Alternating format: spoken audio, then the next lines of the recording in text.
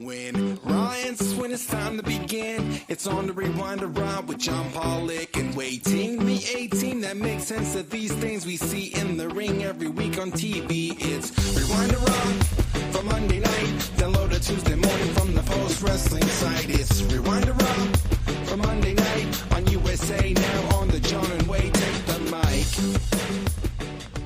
It is Monday, February 27th. One more day to go in the shortest month of the calendar year. Hello, Wai. Hey, John. How you doing? What was your highlight of February? It's just coming so quickly. Highlight? Maybe going to Montreal. Yeah, that was fun. That was good. Yeah, it's not that usual that we make it out on these work trips anymore. It's kind of a once a year, twice a year type of thing. So that was definitely a highlight. What about you? Oh, I'm trying to think. Montreal was great. Montreal was a good time. I'm trying to think. This whole month just kind of blends together. I don't know. Maybe it was going to see a movie for the first time in like 4 years. It was up there for the month of February. Coming up later tonight, everyone, it is going to be John and Wai go to the movies separately. Wai is going to give us a condensed review of Ant-Man and the Wasp, Quantumania, and I am going to talk about the blockbuster hit Cocaine Bear, where there was $28.5 million of cokeheads this past weekend that went to go see this film. And I will tell you if it was worth the $11 that I spent for this movie ticket. In my illustrious return to a movie theater. Something that got you to go out for the first time in 4 years, I'm more so curious about, I think, just that experience and how you managed, honestly. Well, all that is coming up later, so stay tuned. We've got a Raw review to get into. We've got the whole week ahead here at Post Wrestling. Very busy week. It is AEW Revolution / UFC 285 / WWF UK Rampage 92 week here at Post Wrestling. We will get into all of that. But first up, we are going to dive into some news items from the past couple of days. Up first is an update on superstar Billy Graham, who unfortunately has been dealing with some significant health problems over the last couple of weeks. He has been hospitalized at the Mayo Hospital, and he has been dealing with congestive heart failure. He's also suffering from an infection in his ear and his skull. This is affecting his hearing, and what's really unfortunate when we talk about a lot of these health issues, especially for those in the U.S., is that his insurance is running out, and it is now costing something like $200 a day. And his wife has been working, and now both of them have just recently contracted COVID. So that means that his wife, Valerie, can no longer visit him in the hospital, nor can she go to work. And they do have a GoFundMe set up. It's a really unfortunate story for an individual that, if you have followed, this has been like 3+ decades of health ailments for superstar Billy Graham, from transplants that he has needed, and he has been very forthright about the dangers of, he was a heavy steroid user, and believing that has caused him a lot of problems throughout his later years. But sending our best to superstar Billy Graham as he is in hospital. It just sounds terrible about a lot of things that he is dealing with all at once, and his wife as well now, both of them testing positive for COVID. Over the weekend, Ring of Honor held their first set of tapings under the Tony Khan regime at Universal Studios. Wai, if you had gone by Universal Studios on Saturday and Sunday, you would have caught 39 matches for the upcoming episodes of Ring of Honor this month. It's looking like, I don't think they have officially stated that this is going to be a 2-hour show on Thursday nights, but it looks like it's probably going to be, based on the amount that they have taped for 4 episodes. I'm not going to go over results and stuff, but the matches that they are promoting for Thursday's premiere include Mark Briscoe against Slim J, with Mark Briscoe being in the first match, much like his brother was in the very first ROH match in 2002, so some connective tissue there. Zack Sabre Jr. defending the New Japan television title against Blake Christian. They've also announced Claudio Castagnoli versus AR Fox for the ROH title, and Konosuke Takeshita against Josh Woods. And I am imagining there's going to be several other matches on this card, but this is all to build up a super card of honor. Number one, Way, was there anything that came out of the tapings that grabbed your interest? And as we are a few days out for this premiere, what do you sense the curiosity among wrestling fans for this first episode? Well, first, I think promotion for this type of thing is kind of unique in that I feel like it's the type of product that relies on word of mouth coming off of these tapings, coming off of not necessarily spoiler results, but I think, match announcements, participant announcements, and just the general vibe of like whether or not people who attended actually had a good time. And from what I was able to read, I would say it was overwhelmingly positive from the people that were there. I read many of the results. I think I pretty much read all of them. And I am very interested. This feels like it's not just... There's a lot of talent that you might see on an AEW Dark, but I think this feels like a significant step above that in terms of just the caliber of talent. I think there's a lot of talent that, probably doesn't get enough airtime on AEW TV that audiences are going to be happy to see that we'll get that time on this product. And also some New Japan strong... New Japan, I guess, interaction in the form of Zack Sabre Jr. that's announced, and even more to come afterwards as well. So that one name in particular has me really interested about his future in ROH. Yeah, it seems like we have a good outline of what they're building towards Supercard of Honor. Is this going to? Can we go over the big programs that they have? Okay. Spoiler alert! Everybody, skip ahead. 2 minutes. I don't think this stuff is too. Let's talk about it. Yeah, this is not giving away anything on the shows, but it looks like the big matches that they at least tease coming out of these tapings. The obvious one being Claudio and Eddie Kingston for the ROH title, Samoa Joe and Mark Briscoe for the TV title.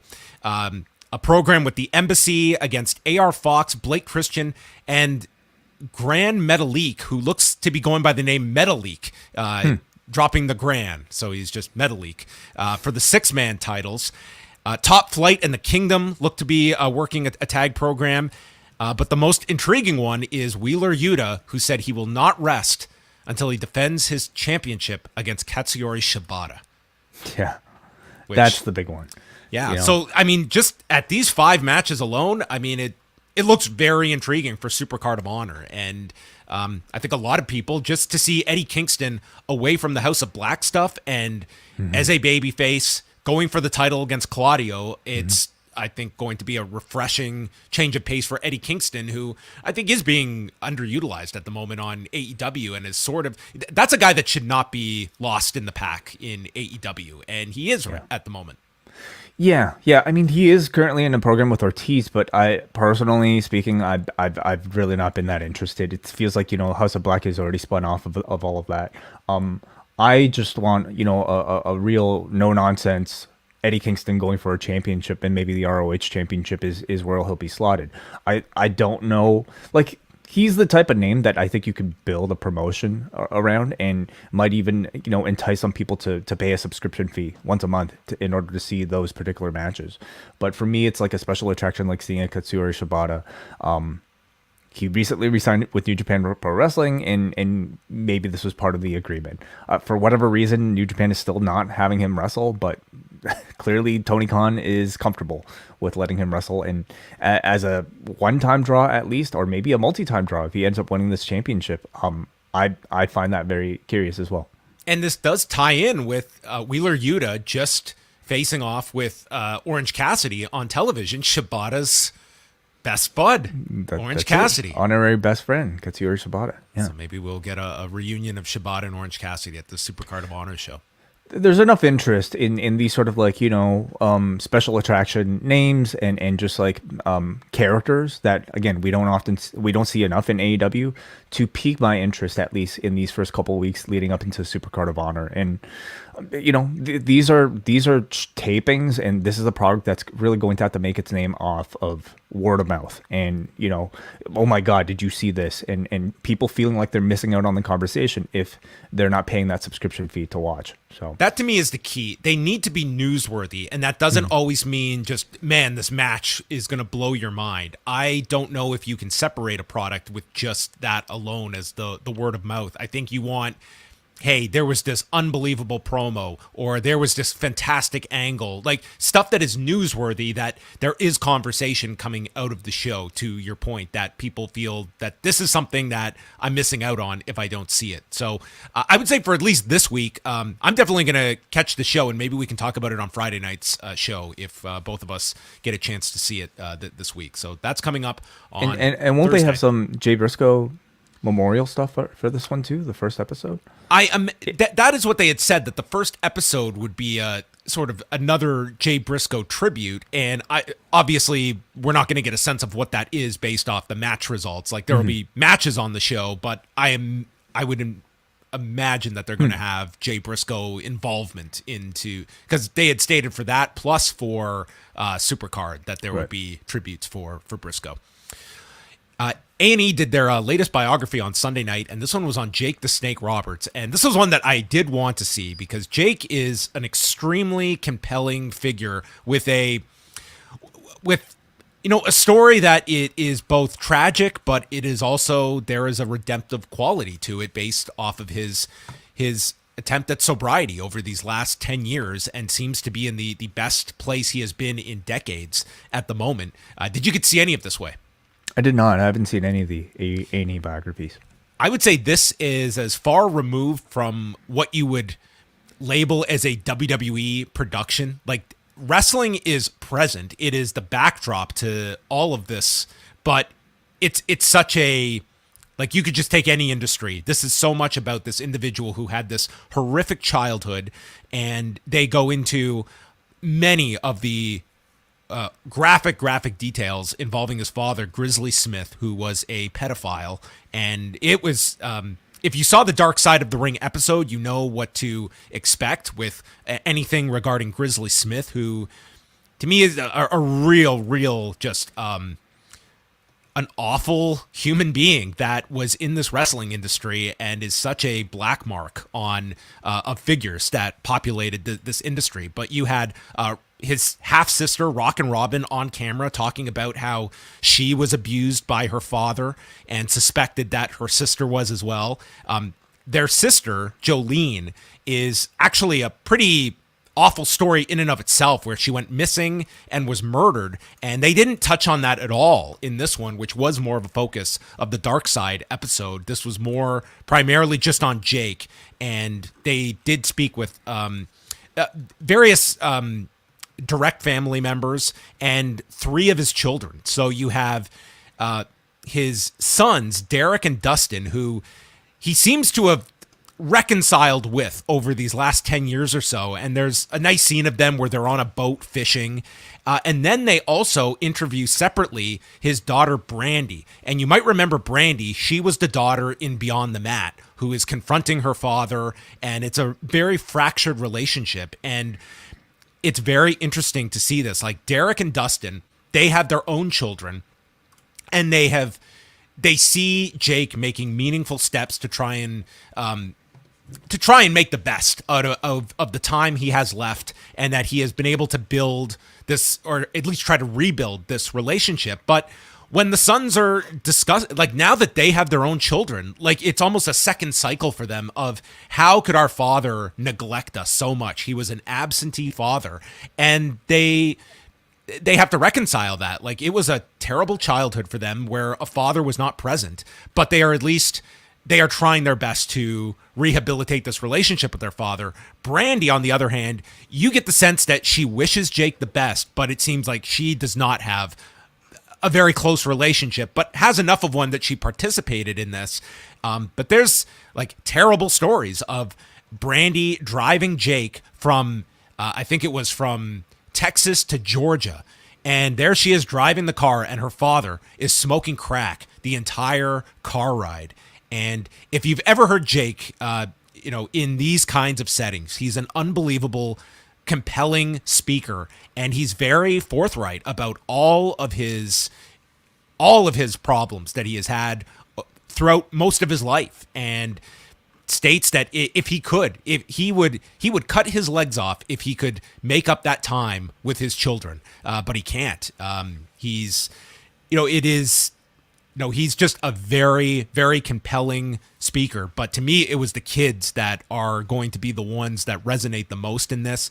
It's, the wrestling is so much of a it's such a secondary theme of this whole documentary. It's more about a man who wasted a lot of his life out trying to be a star, and with it came the type of lifestyle that he was sucked up in forever.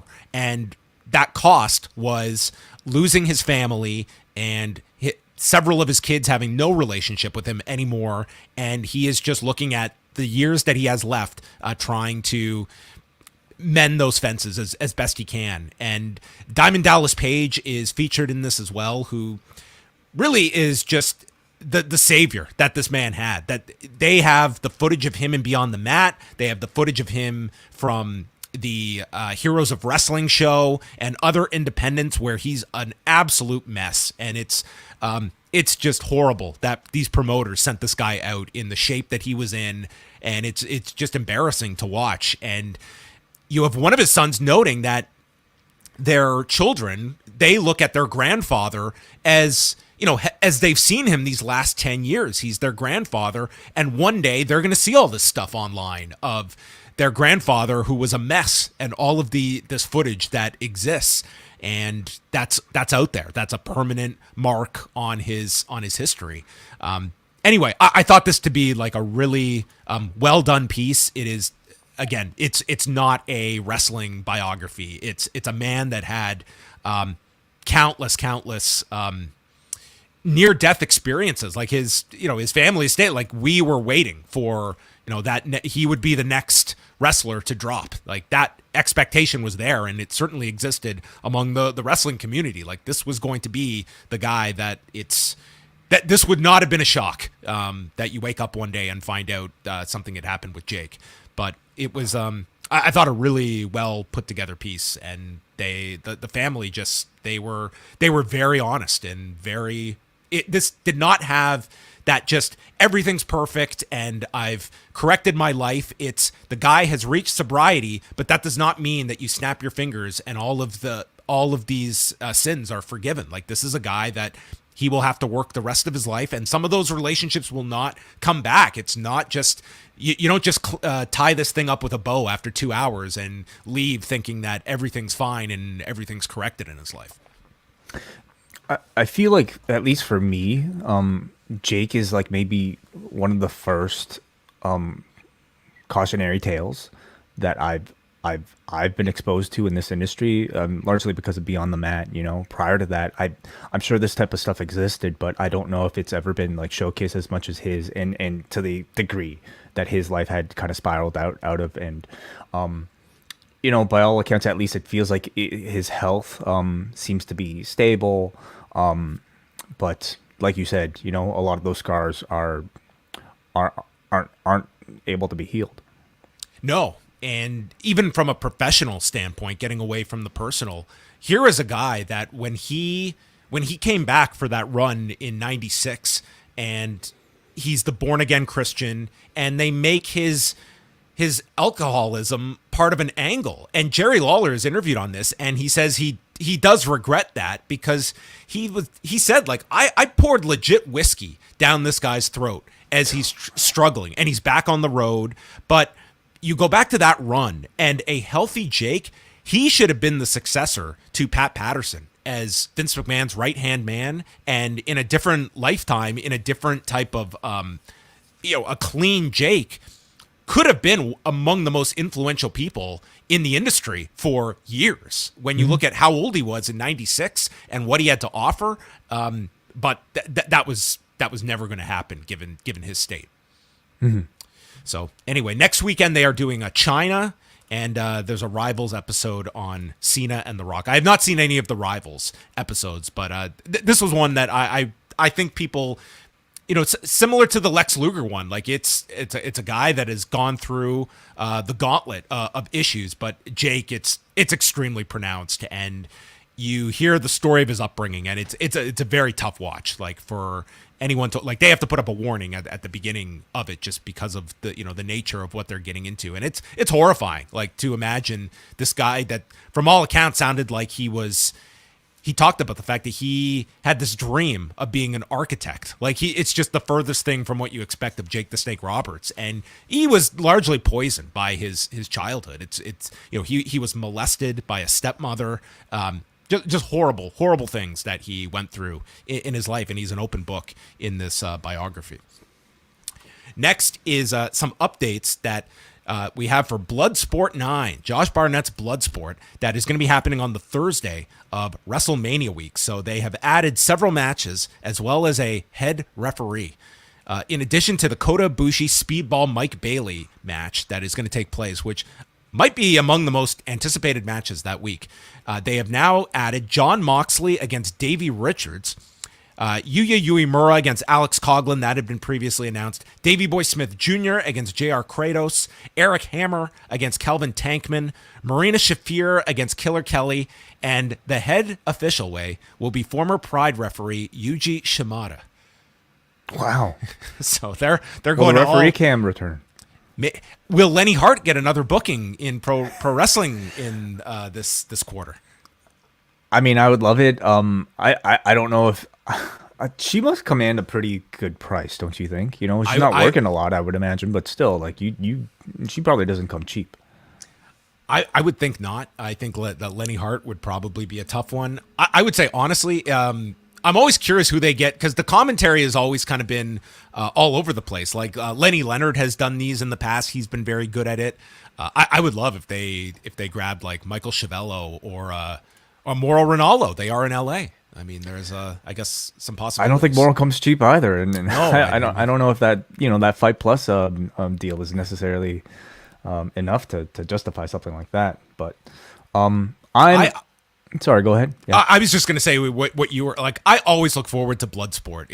It always is its own type of show. And they're also John Hennigan, Timothy Thatcher, and Jeff Cobb have also been announced for this. So to me, there's so much interest, not just I think in the matchups, but seeing everybody up and down the card wrestle a different style of professional wrestling that they're used to. And that especially goes for somebody like a John Hennigan, who I think displayed a great deal of creativity and any sort of box you kind of put him in, and including Bloodsport. I thought he did really well the last time I saw him. Getting to see like Davey Richards in a prominent match. He's a guy who, for whatever reason, is not really as talked about. And maybe that's just kind of the stage, but this is about as big of a spotlight as, a guy like that has had in many years in a match against Jon Moxley at a Bloodsport. So I'm really looking forward to that as well. Yeah. Last year, Moxley had one of the best matches of the weekend with Bib Busick on the Bloodsport show. So yes, looking forward to that one.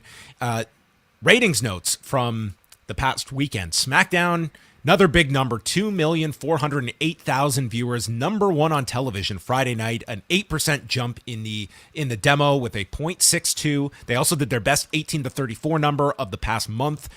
Canada, it was down from last week, which was the live show in Montreal, naturally, but still doing over 240,000 viewers, which is still a big number in Canada. So they're firing on all cylinders, especially for SmackDown. And I would imagine that's going to continue, because they made a big push tonight for the first in-ring interaction with Roman Reigns and Cody for this Friday show, which they made it abundantly clear. It's not just Cody showing up. He will confront Roman, or Roman will confront him. There will be a confronting on Friday. Oh, yes.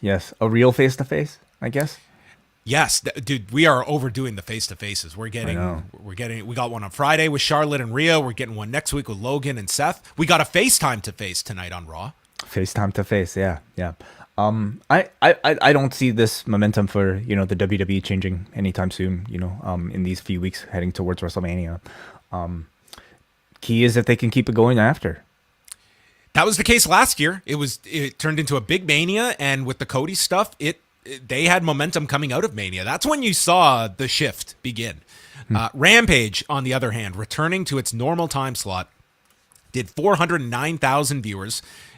number 30th among cable originals, and a .11 in the demo. So in its normal time slot of 10 Eastern, this would be the second lowest 18 to 49 number in the history of Rampage. And instead of comparing it to last week, which was their all-time low for the 7 p.m. airing, I compared this with 2 weeks ago as a more fair comparison. So from 2 weeks ago, viewership was up 9%, but they dropped 10% in the demo, a big drop in males, 18 to 49 as well. So, it's this was a show, as I said a while ago, to me, the barometer of a good Rampage by its standards should be 200,000 viewers in the demo. They did 138 this week, so they were well below that figure. This had the Action Andretti Sammy Guevara match, and also the Young Bucks and Aussie Open. So this was a show. I mean, do you look at it that is there anything to the fact that SmackDown is so red hot now that is burning out people for Rampage, or do you think this is just something completely separate, that Rampage is just a show that there's many weeks where it's lacking that buzz? I think it's several of those factors, John. I think when WWE is good, it contrasts to maybe, what Rampage has kind of built its name on, and that's hot matches. When you have, I think, important big stories and big characters, it kind of makes the other show feel a lot less consequential and a lot less important. And unfortunately, I also feel like, missing a week of Rampage due to the NBA All-Star game maybe got people into the habit of missing a show. Like you and I. A lot of people skipped that show. That was the all-time low, and that's including Rampages that have aired all over the time slots on Friday. Mm-hmm. Yeah, you and I weren't able to watch it because we were in Montreal, and we asked ourselves, did we miss it? And, watching Dynamite the next week, we got enough of what we needed to in the form of recaps. There wasn't necessarily anything so buzzworthy that made me really want to go back to rewatch. So I could see a lot of people maybe feeling the same way, even if they were watching Rampage. We also talked about, what it takes for these ROH tapings to garner any sort of buzz and attention. And I think the same goes very much for a Rampage, especially if it's pre-taped. These kind of feed off of, if you're only selling hot matches, the matches better be pretty damn good, and people better be talking about and coming out of these tapings in order for people to make the time. Because otherwise, you're throwing an Aussie Open in there completely cold. All you're really doing is just selling a Young Bucks exhibition match, and that's, for most people, unfortunately, is not enough. And as maybe, as much as you and I might like Action Andretti and Sammy Guevara, to a larger audience, they're not going to make that time at 10:45 on a Friday to stick around to watch something like that. Do you think, when you're talking about an Impact Wrestling, most weeks it's doing 100,000 viewers or less, do you see this Ring of Honor edition having any effect on Impact viewers, or is Impact such a niche audience that we're talking about that it's not going to affect that at all? Because so what time is ROH on, and what time is Impact on? ROH is at 7. It's not so much and Impact's at 8, and it's less the crossover than if you're an Impact viewer. That's 2 hours of your night, and are you tacking on another 2 hours? And are we talking just about very, very small audiences that they're not going to be impacted? I feel like it's more that. I feel like at this point, if you're an Impact viewer, you probably really enjoy it, and I think that there's enough keeping you coming in, even if there is an extra 2 hours a week in an ROH. Maybe you choose not to watch ROH, and instead you choose Impact. I mean, from what it sounds like from hearing your reports, John, they offer something that's unique enough that might keep people coming back, and I would contend it's probably a small enough audience that I don't think they'll be hurt. Yeah, I just know, going through the schedule coming up this week, my head was spinning at just all the shows at this point. It's just I cannot keep up with this stuff. How many free days are left? In there's none. Schedule? There's pretty much none. Saturday, but Saturdays are pay-per-views. If you're a UFC fan, there's no free Saturday. But yeah, if you're just talking strictly wrestling, and Saturday has now become WWE night once a month. Yep. On top of that. So anyway, lots of hours. That's the industry that we are in at this point. And then coming up this week, last thing here, NXT on Tuesday. Wes Lee is going to hold an open challenge for the North American Championship. Who's going to answer it? Tatanka? Skinner? Somebody from who appeared on UK Rampage, baby Shawn Michaels. Okay. Yeah, that would be quite the open challenge then for Wesley to be called on. Mako Satomura will take on Zoe Stark. Carmelo Hayes is take on Tyler Bate, which should be a very good match. Indus Sher against Josh Briggs and Brooks Jensen. Sol Ruka against Elektra Lopez. I don't know about that one. We'll see. And Gigi Dolan will cut a promo on the show. Dynamite on Wednesday has the Casino Tag Team Battle Royale, and the teams that they have announced so far are Top Flight, The Best Friends, Lucha Brothers, The Kingdom, Aussie Open, Butcher and the Blade, Silver and Reynolds, Matt Menard and Angelo Parker, Claudio Castagnoli and Wheeler Yuta, Preston Vance and Roosh, and I guess then we get the Joker team as well, since it is a casino match. You have a pick? The Joker team. Okay. That'll be my pick. I guess you could look at other options would be the Lucha Brothers. I can't imagine them not having a spot on this pay-per-view, so you could put them in there. I guess it depends who the Joker team is. Face of the Revolution ladder match. This match is going to be nuts. Eddie Kingston, Konosuke Takeshita, Sammy Guevara, Powerhouse Hobbs, who is back in the Bay Area. So this is for. We have been talking about these tapings or these shows at the Cow Palace for months now for Powerhouse Hobbs. So we will see if they do something big with them. Ortiz, AR Fox, Action Andretti, and Commander making his AEW debut. I don't know what to expect in this match, but it's going to be unreal with the number of guys you have in this. It sounds awesome, and would have been nice on a pay-per-view, but I think it's even better to showcase these guys on TV with the biggest audience possible. Whoever's coming out of this, stands to gain a really, really strong spotlight in front of a national audience. Hook will defend the FTW title against Matt Hardy. Orange Cassidy and Big Bill for the All-Atlantic title. Riho against Tony Storm. Chris Jericho against Peter Avalon. And we will hear from MJF and Bryan Danielson days before their Iron Man match that takes place on Sunday night.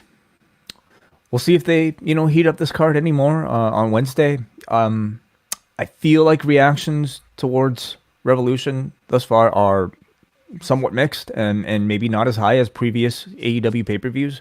But the card, I think, looks pretty strong. Can they really kind of hammer it home and make it feel special enough for people that are on the fence? All right. All of your news can be found up at postwrestling.com, where you can also find all of our award-winning shows. Just this past weekend, a big edition of the NWA podcast dropping with guest Emilio Sparks joining Chris, Andrew, and Nate Milton. That's right. Yeah. You can also watch that, of course, at youtube.com/postwrestling. And WrestleNomics Radio talking about whether or not the WWE PC is a success. And also up right now is your review of Impact No Surrender with John Cena in the Post Wrestling Cafe. That is right. They held their special on Friday night, so you can always catch that. Coming up this week, for Post Wrestling Cafe members, on Tuesday night, we will have Rewind Away covering WWF's UK Rampage from 1992. As the company was embroiled in scandal, business was tanking in the US, they packed up, they went on a European tour, and it was a pretty big tour for the company. They did very well, and this was the end of the tour in Sheffield, England, where they brought the audience Davey Boy Smith versus IRS in the main event. Hey, come on. The big thing coming out of this set of tapings, I suppose, or this videotape, I think what more people might remember it for, is, of course, a hidden gem in Shawn Michaels versus Macho Man Randy Savage. I believe one of only two technically televised matches that they've had. And this was the program that Randy Savage really wanted with Shawn. Yeah, so we'll be talking all about that. Plus, what else? What's the Brett match on this show? Bret Hart and Rick Martel, the Battle of Canada in England. Oh, all right, I'm down for that. So it's okay. So anyway, that's going to be coming up on Tuesday night. Then Thursday, we are doing a free show covering the first 3 episodes of the latest season of Drive to Survive on Netflix. So first 3 episodes. Over the next couple of weeks, we will be reviewing the rest of the episodes. But this is episode 1, 2, and 3. And we have one guest confirmed. Yeah. We'll be joined by Chris Elliott, Those of you who, of course, are members of the Discord, or just listen to, maybe the wellness policy, you're very familiar with Chris. He also happens to be a huge race fan. And, John and I, as big of an expert as we are, in motor racing, I think maybe we might need the help of somebody who's a bit more seasoned than us. So we'll be talking I don't classify myself an expert. Oh, come on. I'm sure you do. You drive, you drive I drive and I survive. That's all you need to know. That's it. You put gas in, how much more to it is there? So we'll be talking about the first 3 episodes. The first 3 episodes will be, our review will be released for free, and then the rest of the episodes will be released in the Post Wrestling Cafe. F1 season starts this Sunday, John, so maybe we'll even ask Chris a little bit about this week's race in Bahrain. Yes, well, we are going to be racing through the weekend because we have got Rewind to SmackDown Friday night, and then on Sunday, I don't know how I scheduled this, but I am doing the UFC 285 post show with Eric Marcotte. This is a bad idea. At 1 p.m. Eastern time, and then I will be back Sunday night with Wai for AEW Revolution, with our post show starting at about 4 in the morning, I'm guessing. Yeah, it's going to be a really long day for you. There's no way around this. It's it's one of those. It's John Jones' return. It's a pretty big card on Saturday, so we will have these 2 shows, and then Neil is going to save me on Monday by helping me out. So there you go. John's going to be marathoning, so I don't think you'll be watching much F1 on Sunday. I don't think so. The New Japan Cup starts that day too. Busy weekend, as always. All right. postwrestling.com, postwrestlingcafe.com. You can jump on board. Brand new month starting this week. And as Wai mentioned, we will be doing further Drive to Survive reviews for Cafe members. Rewind to SmackDown every Friday night. We've got an Ask Away coming up in March. More Rewind Aways. We will have 2 in the month of March. And if you sign up in March, you will start to get our WrestleMania week coverage, which will be starting before the month concludes. postwrestlingcafe.com. Are you ready to head to Grand Rapids, Michigan for tonight's edition of WWE Raw? I thought this was a really good episode of Raw, just off the bat, cards on the table. I felt the drag of this one, and I don't know if that was because of the crowd. Like, this was the crowd that was not very good. These crowds, and it is not specific to a city, so I don't want to hear from people in Grand Rapids. It's every week. 100% you're right. They are so dead during these matches. It is it's just a patterned audience in WWE. They react to stars, they react to finishers, run-ins, near falls, but the body of a match, it's sit on your hands time, and it's every week. Yeah. And it was no different tonight, and I've just gotten used to it at this point. But it is, was it Candice LeRae and Doudrop? It was. If one person had yelled, you would have heard them loud and clear. So what does that tell you, John? I mean, does it tell you, because it's not like Candice and Piper Niven, they've been on TV. I mean, I would hardly classify them as stars at all at this point. But I would anticipate at least a little bit more recognition and reaction. But these crowds are almost reacting as if they didn't know who these people were. So are the people that are going to these shows the same people that are watching 3 hours, or are they just going to wrestling because it's in town? I find it to be much more pronounced on Raw than I do SmackDown. Like, SmackDown feels much more lively, and I don't know if that's just the idea that in a 3-hour show that you're in the arena and you know that these are going to be longer. I can't even say that, because it's not like these matches are super long either. Like, we're talking about like matches, but it's a longer show. There's a lot of downtime, especially when I don't know. I don't know if it's something where maybe just the audience is just more in for the idea that there's going to be a lot more downtime. These are not typically like all action matches when you have commercial breaks built into them. Whereas, for by and large AEW, they just sprint through these commercial breaks on top of it. Like, they never let that crowd get down. I think it also, for me at least, like when it comes to a lot of the quieter moments of tonight's show, it for me calls to the issue of a mid card that's just really not popular at all. Like like not even a mid card with that much momentum, especially in the women's division. People are clearly there for a Sami Zayn, a Cody, maybe even a Becky Lynch and a Lita. But beyond that, they're just kind of names that people are just kind of sitting through to get to those bigger names. Whereas I think in the past you've at least like had people to look forward to in the mid card that might one day ascend. I feel like you have a lot less of that. Well, what I liked a lot about this show was putting a lot of the pieces in place for WrestleMania. It seemed most of the segments had a direction to them. You can see where things are going. And I just thought that this was a show that had a lot of news coming out of it. So it felt to me like it moved quicker. And throughout the show, it is building up Becky and Lita as they're arriving at the building, getting ready throughout the night as they would challenge for the tag titles in the main event. But starting the show is Jimmy Uso and Solo Sikoa, the only members of the Bloodline on the show.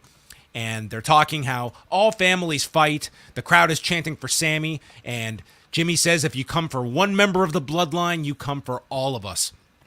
And they list off what they've done to Kevin Owens and Sami Zayn, and the same is in store for Cody Rhodes at WrestleMania. And they were making it perfectly clear and loud. Roman Reigns will be on SmackDown this Friday, very much pushing this fact. They get interrupted by the Street Profits, who start making fun of both of these guys. At one point, Jimmy broke, and he had to turn his back because it just looked like he was laughing at these two. Yeah, I mean, they called him. They said, "Who hotter than Jim Dalla?" And I mean, that must have been an inside joke because I don't really get the reference. So, well, one reference everyone got was the Street Profits bringing up Jay's 2K rating of 90, which is 1 point above Jimmy's rating in the game. Ooh, it's like going home. Like this is especially tough if you're a twin. Imagine going home with your report card and you have to be compared to your twin all the time. Your twin gets a 90 and you got a measly 89. That's a whole letter grade difference. Yeah. I had to go through that in high school. I took a philosophy class a year after my brother did, and I got a 90% on an exam. And I thought I hit the jackpot, like 90%. What are you going to say bad about 90%? And my teacher goes, your brother got 100% on this test last year. Ooh. Well. So he got perfect. I guess there is a way to be better than 90%. So thank you for making this 90 feel like a failure. Maybe that was their way of motivating you. I decided that day, I'm not going to be a philosopher. Made my decision right that moment. In some ways you are, I would say. I guess so, yes. Yeah. Well, Jimmy Uso and Solo Sikoa took on the Street Philosophers. Kevin Patrick notes that Jay is not here today, and they replayed Ford's flip from the chamber. I was glad they at least replayed this, as opposed to just completely ignore it after he wasn't on TV last week, and they called it a star-making performance for Montez Ford. During the break, this was just notable for Canadians, that with the house shows this weekend, they are promoting for Saturday in Toronto, Roman Reigns against Sami Zayn and Kevin Owens against Solo Sikoa. And then the next night in Kitchener, if you want to make the drive to Kitchener, you will get Gunther versus Drew McIntyre and Bray Wyatt versus LA Knight in a lights-out street fight. Not branded, not Mountain Dew. I mean, maybe Canada Dry.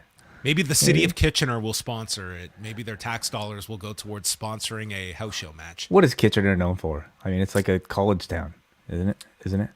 Yeah. I don't know. They don't have a defining. This is where I just make a joke, and then I hear from 5 people from Kitchener the next day, and I don't want to hear from anyone from Kitchener. No offense. I don't want to know. Hey, surprised you didn't mention that we are the home of the Cold Stone that was first built in Canada. The first Cold Stone Creamery. Yeah, I don't know. I thought it was American. That chain. It is. I have no idea what Kitchener has done, but look it up. They get Gunther and Drew. You think that's the Mania match? Gunther and Drew? I do. That's what this is what house shows should be. You know, it's like we're I would love to see that match. I would love to go to a house show and see where they'd probably get some time as well. Like it's headlining the show most likely. If you're gonna have a match at WrestleMania, you better have your reps in to make sure that your chemistry is there and that you have your what works with your partner. And it's an extra draw during these seasons to be able to see a preview of what is to come at WrestleMania. So I like that a lot. I think making rematching the Sami Zayn Roman Reigns. Yes, we know what the finish is going to be, but there's still like something title change special in Toronto. Well, hey man, they want to make a statement. What is it, Toronto? Well, if they want to make a statement, sure. Like we missed the boat in Montreal, but it was all saved for this house show in Toronto.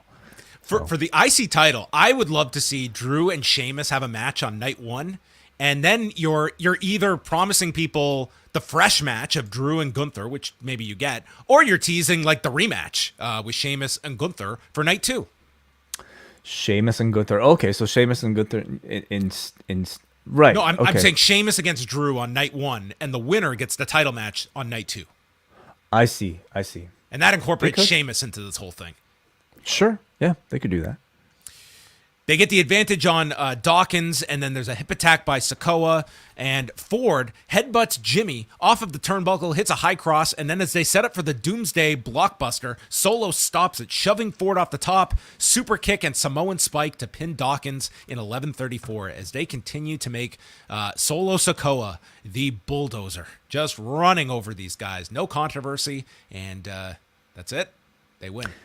Yeah. I honestly I love how protective they've been of Solo Sikoa, so I can't really hate on this. Unfortunate that I think Montez Ford, after having such a big appearance at the Chamber, by all indications, isn't really primed for any sort of significant role, even with the Profits. I wonder if they'll even get on WrestleMania. Unfortunately, but it's the Bloodlines year. Do you think Solo Sikoa gets a WrestleMania match? Does he need one? What if he wins the Battle Royal and proclaims it the Umaga Memorial Battle Royal? He could do that, yeah. Probably won't, though. Probably not. No, I think that would upset a lot of the Andre fans. Just the way he's been protected, I almost don't want to see him just thrown into something for the sake of it. Like if the Battle Royal degrades him, honestly. Then just put him in the corner as an obstacle for Owens and Zayn to overcome. Like he can just be with the Usos in the corner, and that's his role. It'll be more impactful than just put him in somewhere for a match's sake. But if you're in a tag team in the WWE right now, like unless you're Sami Zayn and Kevin Owens, and they're not even a tag team yet.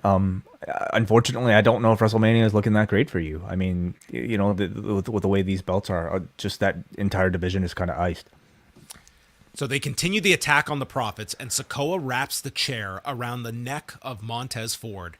And as he goes to deliver the hip attack, Kevin Owens runs in, super kicking Sikoa, and stuns Jimmy, and is also now donning a black hoodie, much like his nemesis Sami Zayn is.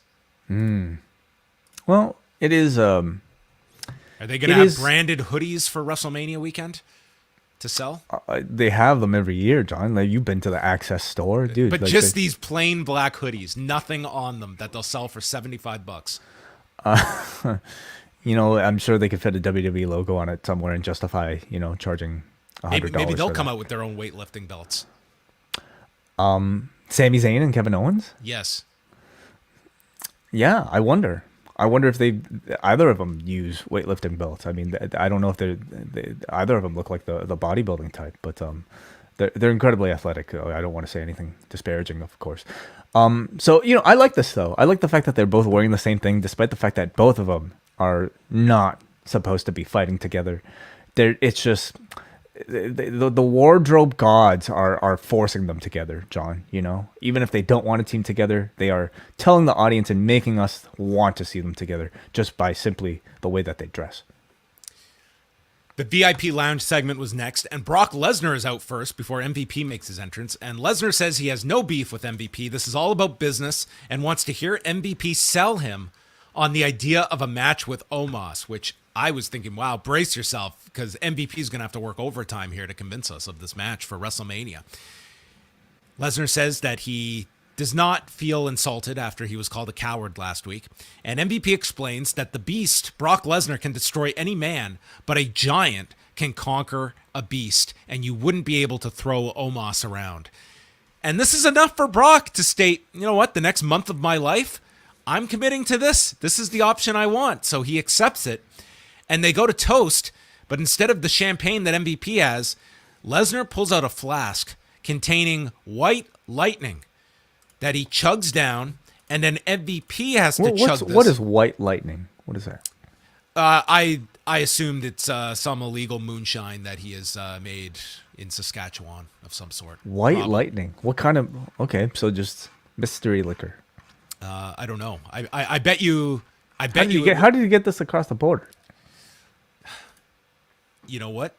Canadians have a way of crossing the border if they're pro wrestlers and not being questioned. He must have drove it, yeah. Yeah. I'll tell you, I doubt it was perfectly balanced. He could have asked me for some tips. Ah, that's right. You went to your drink mixing class. Yeah, I could teach him a thing or two. I didn't learn what white lightning was, though. So MVP begrudgingly chugs this, and it's so gross, he spits it up on Lesnar, who F5s MVP. And we are left with what appears to be the direction. In 4 weeks' time, Brock Lesnar versus Omos at WrestleMania, which it's a match. And I guess the hope is that, dude, I can't fathom this dude taking like a belly-to-belly. I guess he can take a German and hopefully an F5. Belly-to-belly, I'm curious. Omos going over, rotating over. I wouldn't risk it, of course, but if anybody, dude. Like, I feel like I've seen the Big Show take a belly-to-belly, right? Like, he's taken some form of, like, crazy suplex like that. He could take a German suplex, you know? Like Brock Lesnar taking Omos to Suplex City, F5ing him, I think will be pretty spectacular and maybe enough to justify this. I will tell you this. Omos will take all these German suplexes, and everyone will say, oh, it was fine. And we are going to hear interviews from Omos in 10 years where he is going to talk about how awful his body was after taking all of those suplexes at his size. Big Show went through this. It was like, dude, that Brock feud killed Big Show, taking all those suplexes. Right. But yeah, this is strictly being put together for the visual of Omos and Brock doing a crazy Brock match with a guy that is going to be called upon to have to do some athletic, getting tossed around. Yeah, I understand that idea. I understand WrestleMania is the time to, create moments, and this could be a moment. I feel, though, especially if you're Brock Lesnar at this stage, in your career, I want to see something a bit more complex than just essentially a spot. What we're talking about here is like, a guy throwing somebody else around. The promise of a more interesting match with a Gunther, with, I don't know, remember when we were talking about Steve Austin as a possible opponent for this guy, and somehow we landed on Omos instead. But just something that's more attractive, and able to, I think, let people feel like it's at least a semi-main event worthy type of. Oh, dude, this will be 6 minutes tops, and maybe the days of Brock doing 15 is in the rearview mirror. Like, these are the kinds of matches he's looking for. And that's fine, but even like a 6 minutes against like somebody who, like a matchup that has a bit more a story and a bit more juice attached to it than somebody like Omos, who hasn't been featured at all on their television for the past 6 months. You're just basically telling us, Brock Lesnar is going to throw a big, punching bag around. And I that's just not really enough for me. Kathy Kelly interviewed Lita and Becky, and Lita's been making history for over 20 years. Boy, did they have to dance around this, where they stated several times that she has been linked to some of the biggest tag teams in history, but could never say the Hardys. This came up here. Who are the others? What are the other tag teams? Well, that was it. I was like, what is the other iconic tag team that she is associated with besides the Hardys? Because they did pluralize this. Yeah, I'm trying to think. That legendary link with Dean Malenko. Was that ever a tag team? And Papi Chulo. Yeah, the tag teams don't really come to mind. Yeah. Maybe in ECW she was involved in some tag teams.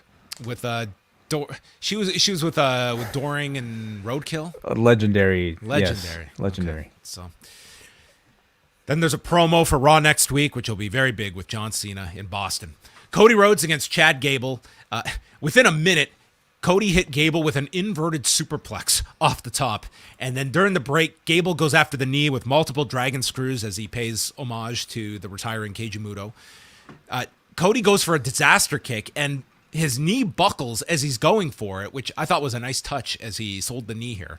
He goes to the figure four, Gable's out, and then another disaster kick gets caught with a midair German, and Gable follows with a cliffhanger DDT and a moonsault. Just, this guy is awesome. Like, if he had come into WWE and was 4 inches taller, like, he would have blown away Austin Theory's push. He would have been, like, their guy. If he had been 4 inches taller when he came. Instead, he was Shorty G. And if he was 4 inches taller, would he be this good? You know, is it because he's short that he's so good? I don't think if he was 4 inches taller, he would just be Kurt Angle. You know, and I don't even think there's a guarantee. I think he'd take that. I think that's an okay template. I guess there's not even a guarantee a Kurt Angle coming in right now would be, you know, some deeper comedy character. So Otis is in the corner, and he's busy looking for Maxine. So Cody sends him over the barricade, and then into the ring he goes, scales to the top, Cody Cutter, Crossroads, and wins in 10:35. I enjoyed this match, and the audience is very behind Cody with whatever he does. He is the exception to the crowd sitting on their hand rules. Well, he's one of the few stars, you know, that people actually see as stars, that people are coming here and paying a ticket to you know, actively want to see. I thought a really excellent TV match, a pairing on paper that I was pretty excited by. You kind of have that with the Chad Gable and the mid card. He's just your workhorse that is capable of, I think, just being involved in like build dream matches, even though he's not pushed to any sort of significant extent. This is who I want to see at Bloodsport. Oh, I'd love that. Absolutely. Just put a mask on. See if anyone notices. Sure. Yeah. I thought, you know, Cody showed a good deal of personality here in vanquishing the Otis advantage. He took care of the heel threat, gave us an exciting match, showed a bit of personality. And for a week where Cody wasn't talking and cutting a significant promo, at least, I thought it was a pretty strong week, you know, just to kind of showcase that in ring, he feels like a leader. You know, he's really continuing to show that aptitude for that top guy role, whether it be, you know, constantly delivering on the microphone, playing the kid's hero, you know, like he's giving his weight belts now, doing the Brett thing, you know, ringside, and showing that he could be the guy to do the Make-A-Wishes like John Cena. That girl lost her mind when she got the weightlifting belt. Totally. Probably because she knows what the street value of these weight belts are at the merch stand. At least $75, you know? Yeah, totally. But, you know, he's also showing that he's somebody who's very capable in ring to live up to a modern standard. So he's really checking all the boxes. Rhodes has yet to stand in the ring with Roman, but that changes this Friday. He's going to Washington, D.C. in the building that housed the first ever Dynamite. Interesting. I don't know if that will be brought up. Maybe in a promo he could make reference, I'm sure. Hey, White Lightning is overproof vodka from Alberta, so another name for moonshine. Vaz Vegas, thank you for that. Also, a few people informing us that Lita was involved with Rated RKO, so okay, so at least 2. Okay, yeah, you're right. She was, she was there right as they were kind of forming, weren't they? Because she was. Like, I think she was. I don't know. I don't remember anything from those years. Yeah, it was. Remember that send off she got? The not very nice one. It was a pretty horrible one. Yeah. Saxton is with Baron Corbin, and things are not going his way, and he has to cut the interview short. Saxton does, because something more important came up. And unlike a few weeks ago, we never went back to Baron Corbin in the show. He was just left there because Kevin Owens was wandering by, and he said that the bloodline should be worried about consequences, and he wants the bloodline to fall, but I don't need or want any help. So him and Sammy have the same objective, but Kevin does not want any help. I think he's going to need help. That's my guess. Yeah, eventually. I think they both will. The next movie trailer parody was introduced, and this was Montez Ford and Bianca Belair as Jack and Rose in Titanic, where Montez took a selfie on the ship and then dropped his phone, and he has not backed it up on a cloud. This one fell flat to me. I didn't think this one was that great. I was waiting for like usually these have like a great like punchline to them, and this one did not. Yeah. I thought it was really promising. You know, the moment you see this pink painted cloud and just kind of the sepia tone, and they set the tone, like the establishing visual was great. Looked great, you know, and the moment you see that it's Ford and Belair, I was expecting this to be, you know, as good as the first one and maybe even better. Unfortunately, the writing just never came. You know, the lines never really came, and the big punchline felt pretty minimal. I was just expecting more. I don't know if there's an extended version of this somewhere. I hope, because this one felt really short, especially compared to like the first time we saw the Rollins Becky one. But this was pretty weak, you know, comparing to certainly the totality and the high bar that like the previous set of trailers set. The Judgment Day recap Dominic on SmackDown with Ripley, and Dominic is going back this Friday when Rhea takes on Liv Morgan, and he knows that Ray isn't going to do a thing when it comes to ex-con Dom. Ripley then says that when she looked into Charlotte's eyes, she saw acceptance of her fate coming at WrestleMania. And the final word went to Finn Balor, who has issued a challenge to Edge for WrestleMania. Judgment Day really kind of like, you know, reminding us that almost every member has a significant program heading into WrestleMania. Yeah, Damian had nothing to add. Yeah, and I'll be in your corner, Finn. He did the intro at least, you know. Yeah, so and maybe he'll have something, you know, by the end of this. It looks like he's building something with Gargano, so we'll see. Otis was outside the doctor's office, and Maximum male models appear, and they ask if Otis has considered their offer, and they would be willing to be in his corner tonight if he wrestled. So he went off to find Adam Pearce to get a match booked for later. Asuka and Carmella saw Asuka miss a hip attack and crash to the floor, and then is hit with a super kick. They come back. Carmella's getting in her face and is nailed with a spinning back fist and a bunch of kicks. Carmella briefly gets the code of silence. It's broken, and Asuka goes to the armbar and submits her in 8 minutes and 51 seconds. Oh, this was just a win for Asuka, and it looks like Carmella is going to be doing losing duty to both sides of this title match because she has Bianca next week. So WrestleMania, there's always the people we're building for Mania and the people that are there to build those that are going to Mania. And you have people that aren't doing anything at all. And I think if you're Carmella, you'd much rather have this role than just, you know, I don't know, somebody who is not even on the show. I would contend that she's actually a very important part of this roster because you don't have many heels in this division that I think the audience even knows, you know, that are capable of building a certain degree of heat. And Carmella is able to. Like, she has enough personality that she can get people's attention and she can draw a reaction from the crowd so that somebody like an Asuka or Bianca Belair can beat them up and, you know, get a good reaction. And I thought the match was actually, like, pretty good, in my opinion. I thought it went a pretty fast pace. I thought Asuka's intensity really came through. Carmella, you know, did a good job taunting the crowd. And this, though, was probably where I started to notice the crowd, like, really start to wane for a lot of the matches. Well, Asuka called out Bianca, and Bianca storms out because she doesn't like Asuka's tone and informs her you can't spell WrestleMania without EST. And with that, Carmella shoves Asuka into Belair, and Carmella proclaims herself the best. And she will take on Belair next week. Mm-hmm. Yeah. I really feel like Bianca's personality has kind of been lacking as of late. You know, ever since the Alexa program, I feel like I've yet to really hear a fired up, genuine Bianca Belair promo. And it's probably because of the subject matter of like the opponent, but I just don't know if this Asuka program is going to necessarily bring it out of her either. I mean, Asuka is a babyface who also doesn't speak much, and I've just like not really felt Bianca be real. Like, what is she fighting for this WrestleMania? What's her motivation in all of this? What's Asuka's for that matter? Well, for Asuka, you have the title, and for Belair, it's why does she want to win the title? She's won it before. Well, I think as we said, I think you could do a lot more of sort of what what precipitated this change for Asuka while she was gone. Like, take us outside the arena for Asuka. But you're right. I think it's a tough dynamic with these two baby faces that you can't just do a traditional build for. And I don't doubt the match is going to be great, but are the next 4 weeks going to be building this to be one of the more anticipated matches at the show? It does not feel like it a month out.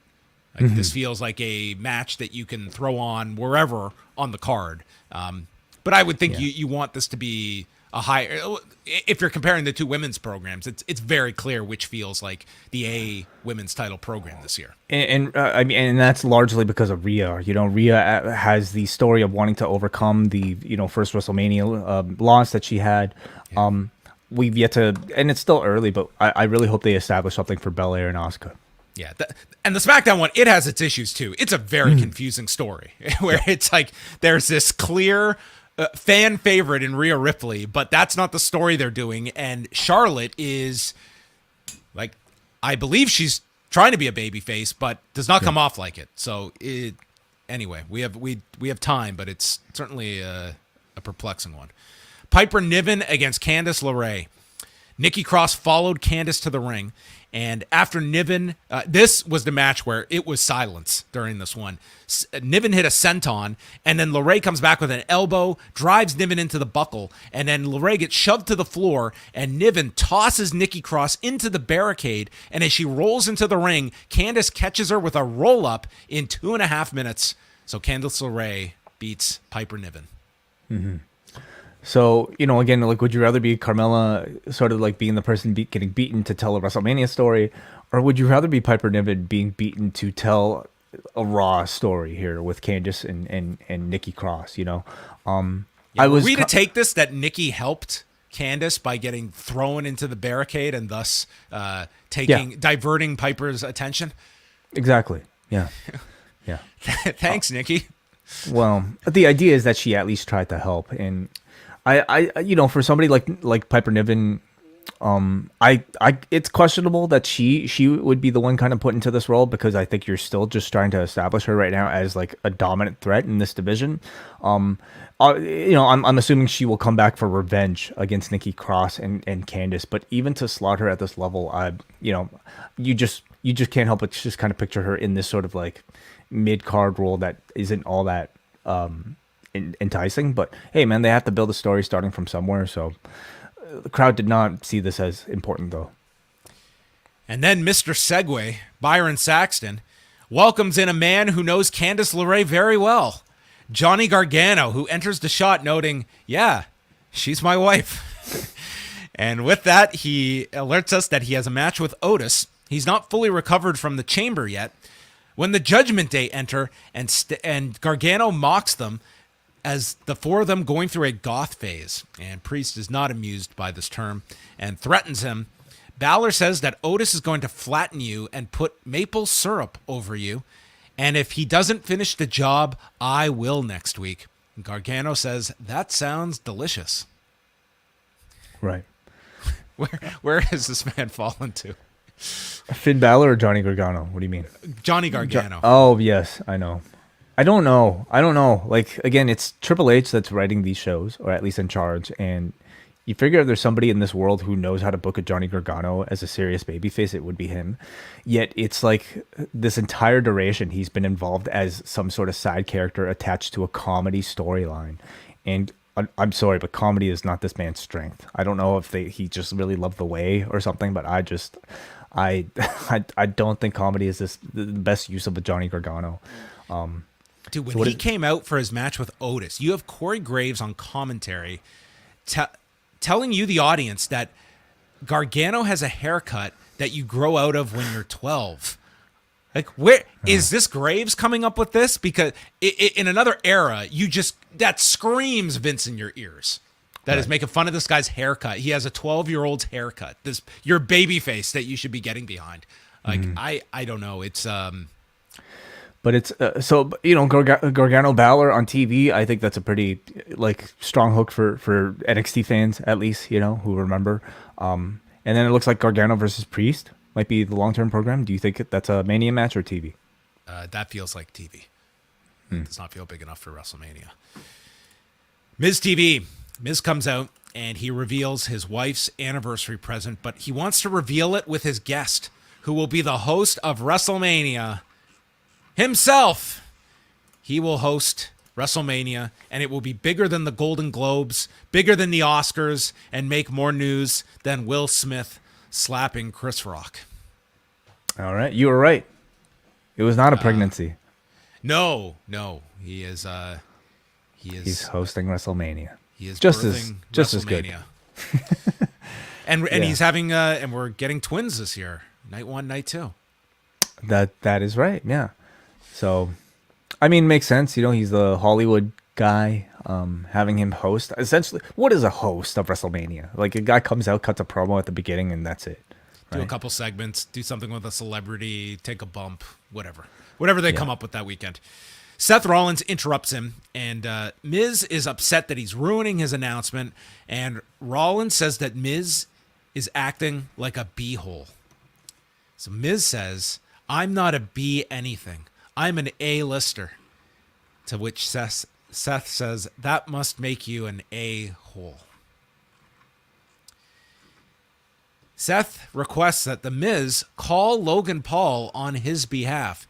Miz refuses, so Rollins knocks him out cold, takes the phone, takes a photo of The Miz, and then FaceTimes Logan Paul and makes a crack about Jake Paul losing to Tommy Fury on Sunday. And asks, "How's your brother doing after that loss?"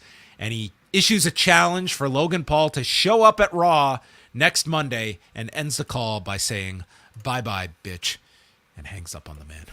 Mm-hmm. What I was like constantly fixated on with this particular segment was how they managed to get that over the shoulder shot on Logan Paul of the cell phone. And I can only assume that they pre-taped this particular shot. And I was watching this, like this was an extremely close-up shot, and Seth's hand was as steady as you could imagine. Yeah. So and it took him a while to like even get into the position. And I mean, listen, like to do something like this on live TV is incredibly risky. And I thought they pulled it off like pretty well, But I guess my question is why you even would do it. They really wanted to make this FaceTime call seem perfectly natural. This FaceTime that just happened to be hooked up to, a big screen. Anyway. I thought it was clever. I liked it. It was something different. And they pulled it off, and the reaction, we all knew this match was going to take place, and this was the official announcement, and it got a big reaction. Yeah, quite honestly, I'm looking forward to these two having a match. I think it's going to be... I don't think this is one where, like, people are going in... I would say this is, like, the highest expectation people are going to have for a Logan Paul match. Mm-hmm. Absolutely. Kathy Kelly interviews Damage Control, and Bayley calls Io and Dakota the best champions in WWE history. Best champions in WWE. She didn't go so far as to say history. But this is their story, their legacy. Then Austin Theory walks in, and next week he is going to get into John Cena's face to show him the respect he has for John Cena as we get that program off and running. Yeah, not really kind of like leaving any sort of mystery there. Like they're pretty deliberate in telling you that it'll be Austin Theory versus John Cena. I guess they haven't announced the match, and if you're not expecting that, then that'll still be a what if surprise, Cena says he's busy? Oh, he could. Yeah. If he's busy, then sorry, Austin Theory. Yeah. Bobby Lashley took on Elias. Rick Boogs was taking notes, which he didn't have to take many for because I had one line here. Elias dropped Lashley on the barricade, was caught with a flatliner and spear, submitted to the Hurt Lock in 1:33. Yeah. Analysis. So Lashley is a babyface. I think we've established that by now. Is there still an MVP association? MVP is still sticking up for him, so clearly there's still a bit of an association. Is he a babyface? What's Bray? He's coming out and slapping hands, right? But I guess Bray is a babyface, so maybe Lashley isn't then. There's no one I feel worse for than Bobby Lashley. I hate this program already. More importantly, does the Hurt Business actually still exist? Not this week. They're off and on. Okay, they've had their issues. Okay. Okay, they're like a for hire type of group. The Hurt Business exists on weeks when they need to exist. Got and it. on weeks like this, they don't need to exist. And for the fact that they're leading to this Bray Wyatt program, maybe they don't need to exist. It's like a band that, like, I don't know, only gets together for the tours, and then otherwise they're broken up. That's it. Lashley is not in a good mood. He owned Brock at Elimination Chamber, and he resorted to a low blow. So keeping this Lesnar thing in the back of everyone's mind, or maybe the front of their mind too. I suppose so, but God, like, how unsettling, you know? Like, yeah, WrestleMania Backlash. That finish was just awful. When you add to the fact, they're going separate directions for Mania. Well, you and I, like, the whole world assumed, okay, they're doing a non-finish at Elimination Chamber, and they did it because we all thought they were building to a WrestleMania rematch, and turns out they did a non-finish to build to completely separate programs with each of them. And yeah, WrestleMania Backlash or Saudi it may be likely. That's what I'm thinking is Saudi Arabia to get Brock on that but show. still, like, you're delaying it by so much, and the low blow was so lame. Well, Bray appears on the screen, and he does the Muscle Man dance and tells Lashley, erase your mind, and you should run. And I would too from this program if I was Bobby Lashley. But he drew the short end of the stick for WrestleMania. That he's in this, and God knows what this is going to be. So who wins this? How would you book this one? If you've been so protective of Brock and Bobby Lashley heading into WrestleMania, who wins this Bray Wyatt Bobby Lashley program? Oh, I hope it's something goofy. I hope it's an animated match. Like they fight in this little cartoon gym, and it's an animated version of Bobby Lashley against a real life Bray Wyatt. I hope somehow Bray is able to bring back Lashley's sisters, and he's able to take us through the Firefly Funhouse of the Bobby Lashley WWE run. Maybe throw a bit of Trump reference in there. Maybe do the butt pose. Leo Rush can come in for a one night only appearance and tell him to hit him with the pose. There's a lot of material you could work with. Adam Pearce is with Chelsea Green, who is complaining about being sent to Ottawa, Illinois. She had never heard of Ottawa, Ontario, which was a funny line, as Pearce says, "You're Canadian." And She's Carmella, from BC, though. Yeah, that's true. They're not aware of that many she provinces didn't take geography. east. Yeah. I was waiting for the question of why did you fly me all the way to Grand Rapids for this, and she then meets Carmella, and they hit it off immediately. Yeah. I mean, they're kind of very similar in character, you know. And I think they already showed a good bit of chemistry. There aren't many tag teams in the women's division, period. And I think this is a way to kind of breathe a little bit of new life into the both of them. This could certainly work together. I still feel Chelsea's doing very, very good in this role, and it's finding if she can play off Carmella and they sort of amplify the other. It's something. It's going to be reliant on Adam Pearce to just be even more annoyed than ever at the both. That's fine. That's fine. That's his role. Otis and Johnny Gargano. The first half, Graves and Kevin Patrick argued about Wisconsin. Massey grabs Gargano on the floor, and then Dexter Lumis is in the crowd and starts choking Massey, and Graves says Gargano was flirting with Maxine when he hits a DDT to Otis on the edge of the apron, one final beat, and pins Otis in 2 minutes and 53 seconds. This died in front of this crowd too, man, and I think it tells you a whole lot about. I mean, Otis is like somebody who the crowds have been responding pretty well to, and they didn't here tonight. And Johnny Gargano, like, firmly in the category of like people that most WWE viewers don't seem to care about at all. He just does not feel special. Kathy Kelly interviewed Paul Heyman, and this segment was purely for anyone that didn't understand Cody going to SmackDown was to confront Roman Reigns, where the segment he stated, Kathy interrupts and says, no, Cody just said he's showing up on SmackDown. And Heyman says, either Cody will confront Roman or Roman will confront Cody. There is no ambiguity here. You are going to see these two in a ring together on Friday if you tune in as we strive to remain the number one show on television on Friday nights. Mm-hmm. Yeah, no, good. And then another long list of announcements for Raw next week. Kevin Owens against Solo Sikoa, face-to-face between Logan Paul and Seth Rollins, Finn Balor against Johnny Gargano, Bianca Belair against Carmella, and the return of John Cena. So, looking like a very big show for Boston next week. I'm loving that they're at least announcing more than 3 things, for ahead of these Raws. I mean, it's a pretty good looking show on paper. Gargano versus Balor, that looks very good. Owens versus Solo, if they're given time, that'll be very good. You have a big face to face. I mean, this is being poised as a pretty big edition of Raw. So they have when they announced Cena, they were at something like 7,700 tickets. They are now at over 10,000 since they announced Cena's edition. Do you see them? Do you think that they will hit 2 million viewers next week? What are they usually at? What's the average? A normal week without football is 1.8. Last week they hit 2 million, just over 2 million, coming off Elimination Chamber. And I'm going to say yes then. I think they will too. I think Cena is going to mean a lot next week. So a big show next week. Final segment of the night. It is Dakota Kai and Io Sky against Becky Lynch and Lita, her best friend, teaming up for the first time. The woman that is associated with a pantheon of legendary tag teams going back to Harley Race and Larry the Axe Hennig, the Rock and Roll Express, Art Barr and Eddie Guerrero. She managed them all. Going here for the women's tag titles. The crowd is chanting for Lita. Sky rolls to the floor after Lita teases a moonsault early on. Becky hits a diamond dust and goes for the disarmer on Kai, but Sky stops that. And Sky proceeds to hit an Asai moonsault to Becky, and this is where they get the advantage on her for a while. Bayley then slides the title into the ring and then yanks Lita off the apron to prevent the tag as Becky is crawling over.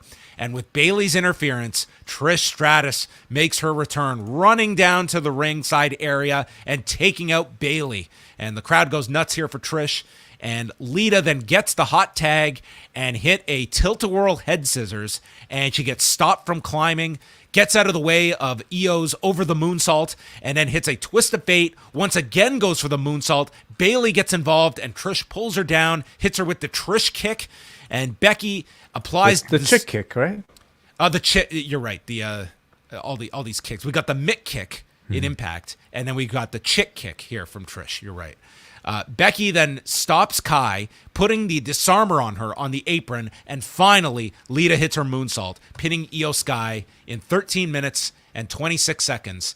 As Trish also got over the border, along with Brock and his White Lightning. Was there any concern that Trish would not have been able to make it? I'm just saying, just to get over the border. Well, clearly Trish Stratus knew where Ottawa, Ontario was because reportedly she was there backstage and they were supposed to have her out last week and decided instead to not do it. I think pacing it this way by doing the lead introduction first and then having Trish come out for the match itself probably elicited a better reaction for Trish and for the match itself. This match too, I felt was suffering for what was supposed to be being billed as a dream match. I thought this crowd was pretty quiet for most of it, but that changed once Trish made her appearance and they got into the finishing sequences, and it ended pretty well. I felt. Yeah. So certainly all signs point to 6-woman tag. But then why do the tag team championships? Why do the title change? I guess for revenge? See, I thought that there was a decent chance they would do this title switch. But all this would state is that, Lita, well, I guess there are multiple ways of where you can go. But the way this ended, it certainly suggests that you are getting either Lita and Becky defending these titles and Trish and Bayley having a one-on-one match, or you're doing the 6-woman tag. I guess those are your options. What feels bigger to you? Lita and Becky defending the tag titles would be against Ronda and Shayna. That to me would be a lot bigger. I cannot see them doing this rematch at WrestleMania. No, I can't see it either. Yeah. And we're expecting Trish to be on WrestleMania, right? I would think so. I would think based on this that you would have to assume that. Yeah, and if that's the case, Trish and Bayley sounds okay. Of all the pieces that I think you have to use, is it a WrestleMania worthy type of attraction? I I think it could at least make for like a decent mid card match. Yeah, I don't know. I don't feel like enough sizzle really kind of in any combination. It's been several years now since Trish has done a match that I feel it will feel important. And maybe you could do, the original report was Damage CTRL against Ronda and Shayna. Does that just become like the three teams going for the tag titles? Yeah. It could. Sure. Like what are Ronda and Shayna doing? Well, I hate it. I hate it, especially for a WrestleMania when you don't really have like any sort of grudge being built and that tension being released, and instead you're just kind of throwing all these teams in together, just to get them on the show. Like I think it just kind of waters everything down, and makes everything just kind of feel like it's a battle royal. Yeah. I think you ride this, but I do feel this should be a short reign for Becky and Lita. Like, I don't think Lita needs to be regularly wrestling. Like, I think this is better, Saudi, you think? You think she makes it to that show? That would maybe be the extent of this, I would think. Yeah. Yeah. So anyway, there was a lot of movement towards, completing this card. I mean, when you go down with what's been announced and what you can see as the direction, you have a pretty good sense of the majority of the card for both nights at this point. Like, to me, I would say maybe you just have a question of how these women pairings will end up, with Ronda and Shayna being, maybe you're only like Ronda being the last key person that you might not know exactly where she is set. And the rest are all sort of your less primary figures that will just get mixed and matched and either put on the card or not on the card. Yeah. So we've got, Omos versus Brock made official here. Logan Paul versus Seth Rollins. We've got Bray Wyatt and Bobby Lashley. Ray and Dominic. Ray and Dominic. Yes. How are you feeling this card is shaping up so far for me? So it's a 2-night card, and without knowing like what's on, either one, it maybe it's a bit tougher to say, but I think it's a combination of like cool to and definitely like a Brock Lesnar Omos is more on the side. Whatever that is happening right now with this Becky Lynch situation is a bit but I'm actually quite interested in Seth Rollins versus Logan Paul. I'm very intrigued by that match. I would say though that there is one hot program, and that is the Bloodline, and those are the two matches that feel those are the 1-2 and are a clear 1-2 above everything else for either. Ray and Dominic is, I think, going to be really hot. Yeah, too. They've certainly put the time into it, and Dominic has done tremendous in this role. So by the time Mania comes around, that will feel like a hot match. Right. And possibly Gunther and Drew. Right. All right, that is Raw, and at this point, let's quickly go through feedback before we head off to the movies, and we will pull up our feedback on the forum. You can also throw in any super chats if you so desire, and let's start things off with Alex. Halo. Yeah. Yes. He writes, I have some thoughts on tonight's Raw. Even though it feels like no one is looking forward to seeing Omos and Brock, I have to say Brock feels like the smartest man in wrestling at the moment. He gets to work a feud where the pitch is based on just one F5 and gets to work off MVP, whereas Bobby is going to be stuck doing a feud with Bray, where my hope is that he comes out the other side with minimal damage, but given tonight's skit, I'm not going to hold my breath. Seth's bye-bye bitch delivery to Logan Paul was the highlight of Raw tonight. I'm looking forward to seeing what direction this feud goes, and the match itself, it feels like it could be the highlight for this year's card. Last thing, does it feel like Carmella will get shoehorned into the Asuka-Bianca match to possibly eat the pin and protect Bianca in the process to coronate Asuka? It feels like that's the direction with all the Carmella involvement in this feud, unless she's just being used to make both women look strong. I see this more as the latter. I do not see Carmella inserted into that match. I think she's just there to be wins for the primary figures in the program. Yeah, it's very possible they could go, that suggested direction. I would just be so against it, because I think you want to set a precedent for WrestleMania to tell people that this is the place where you get definitive results and not just kind of these cop-outs. And they've done nothing to make Carmella feel justified. And she could get a fluke win over Bianca next week, but still, she's not a hot enough character to justify a WrestleMania title match. It, to me, would water that matchup down.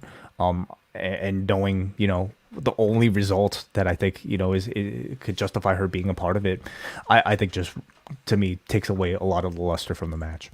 Let's go up next to Kate from Montreal, who joined me on Friday. Kate says, I wasn't looking forward to Lesnar versus Lashley 4, but now that it looks like we're getting Lesnar, Omos, and Lashley Wyatt, I kind of missed the time when there was only one match I didn't want to see. If they turn either or both into a three-way with a bear on cocaine, I will change my tune. I'm not sure what's happening with Carmella, but I'm inclined to think the same as the post above, that they're thinking of including her in the match with Bianca and Asuka to have her take the pin. If not, it at least feels like they're putting enough emphasis on her since her return that there has to be some plan for her at Mania. So Kate seemingly seems to disagree and feels like they have done at least spotlighted her enough. We'll see. We'll see what happens next week. And Alexander from Portland, I feel less interested in Mania after tonight's show. MVP and Lesnar's segment just fell off. Bray feels way too silly for a program with Lashley, and with Becky and Lita as the tag champions already, I don't know what team, if any, could be heated up to be great challengers. I don't know any fans that actually want Omos and Lesnar. Why couldn't Lesnar have beaten Omos at the Chamber to build up Lesnar and Lashley at Mania? Bray and Lashley at Mania could be a great match, but regardless of who wins, I feel the loser could be really hurting the loss. Highlight of the night was Chad Gable. If the Alpha Academy is splitting, I hope he gets a solid push. All right, so I can't say either angle for Lesnar or Lashley tonight built their respective program. Yeah, I'm guessing they just wanted to save Lesnar versus Lashley for either Backlash or, King or Queen of the Ring. Gotta take it back to Saudi Arabia, so maybe that is it. All right, thanks everyone for your thoughts on tonight's edition of Raw. At this point, Wai and I are going to give our brief thoughts on our movie-going experiences over the weekend. Wai, you got to go see what has become a very polarizing Marvel film. Maybe not so polarizing. It seems most people very down on Ant-Man and the Wasp: Quantumania. Yeah, I mean, I would say polarizing, maybe in the sense that the critical score is, I think at last check for me, like something at like 48% on Rotten Tomatoes, and the audience score is something at like 89. But, we have to remember like what Rotten Tomatoes actually means. It's just simply about whether or not you enjoyed it. 48% of critics did not enjoy, or 48% enjoyed it. 89% of audiences enjoyed it. And that doesn't tell you how much somebody enjoyed something. It just simply tells you that, black or white, yes or no. Did you enjoy it? And the answer was yes. And I fall into that category as well. I enjoyed Ant-Man and the Wasp: Quantumania. I did not like it enough for me to remember it as a significant movie-going experience. So are we getting to spoilers or not? Yeah, it's been out for a week. Well, I'm not gonna spoil that much, but like just basically for me, I felt like it was a film that didn't have a lot of what I've enjoyed about the Ant-Man movies. You've seen the first two, right, John? Yes. Yeah, and like I like him because of Paul Rudd. I like him because he's a guy who has to get somehow deal with like superheroing and getting in and out of jail and dealing with all of this weird science stuff that's way out of his element while trying to maintain a relationship with his daughter. And I think they tried to do that here, but the whole movie taking place in the quantum realm, and yes, I know the movie's called Quantumania. I guess I wasn't ready for how artificial the whole thing was going to feel, and how less fun I think the whole thing felt for me. Like it was missing a lot of, I think, the ingredients that made Ant-Man feel grounded. Instead, they went very deep into this sort of like not a Star Wars-y type of world, which I think is fine if maybe that was what the first films were kind of known for, but I think it came at the detriment of a lot of the great humor and character dynamics. I thought there were one too many principal characters, and it resulted in somebody like Evangeline Lilly basically being a non-factor at all. I thought Kang, Jonathan Majors had a great debut, like many people have been saying, including our own Rich Fan, Scrump, and WH Park, which you can hear a fuller review on MCU later this past week. But, by the end of the movie, I thought he was... It's weird, because like Kang is supposed to be one of X, versions of Kang. But we've, up until this point, have seen two versions of Kang in the MCU, one in Loki, one in Ant-Man, and both of them have been like, brushed off, I would say, rather easily, or at least in this case, like, pretty simply by, like, arguably one of the weaker Avengers. So I don't know if that was a great showcase. I think this should have ended with this Kang surviving and suffering, causing a death, among our principal cast. But that didn't happen. MODOK, I thought, was like a fun sight gag. I'm really not upset that MODOK was kind of treated as a joke. Like, he looks ridiculous anyway. So I think it just kind of fit in tone. But I usually enjoy my Marvel going kind of movie experiences just because I'm so, like, entrenched in the world. But, like, I found this movie unfortunately kind of boring. And how long was it? It was like 2 hours and 5 minutes. That's not too bad. It's about the length of an average movie these days, Sean. But I mean, I think it was just because so much of it was so dark and inside the quantum realm that I kind of lost my interest partway through. So I'm looking at this list. So the next Marvel release is Guardians in May. Correct. Yeah. That feels like that'll be a big one. Yeah, it better be. I'm excited to see that one. It's the third one in the series. Of course, it comes after the entire James Gunn sort of controversy, and he's since now become one of the heads of DC, DCU. So there's a lot riding on him. I think just delivering, and if this does well, like, it could be the best ad DC has ever had. All right. Well, so you're giving this what on a scale of 1 to 10? Where does this land for you? I'm gonna say like a 6.5, which is on the lower end for a Marvel film. So glad you saw it, but you're not gonna give some overwhelming recommendation for it. No. Well, I went out to go see Cocaine Bear on Saturday with two of my friends, and the first time I saw this trailer, I decided, you know what, I want to see this movie, and I want to see it in a movie theater, because this is either going to be a terrible joke that runs its course after 5 minutes, or it's going to be a whole lot of fun for the time it lasts. And this is a movie that understood what it was working with here, and the runtime is glorious. This thing was like 90 minutes. It was the perfect length. I loved it. As I have said many times when it comes to lengthier things, I've never left a movie in my life and said, oh, it wasn't long enough. I've never said that, and I did not in this case either. Now, what is your impression of this movie, Wade, just from the marketing and what you have heard about this going into the weekend? I mean, my impression is exactly, I think, as the title seems to say. Great title. For me, it's the title is brilliant. For lack of a better word, it's sort of like a stunt movie, like a gimmick movie, in the way that a Snakes on a Plane is. Like, it's the type of movie that just kind of sells you based off of the title alone. You don't have to know any other backstory. You're going to see a bear on cocaine. Yes, and that's sort of I've seen that comparison to Snakes on a Plane, which I also saw. I was in New York City when I saw that movie in a theater.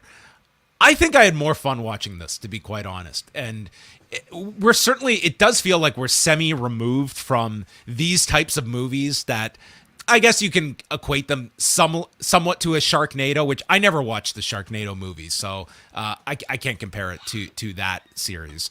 But for those that are not familiar, as much as the title is great, they utilized very heavily based on a true story, which automatically grabs people. And things I heard from people going into this, like, people were saying I'm amazed of like how real this was. And then when I did my research, it's like,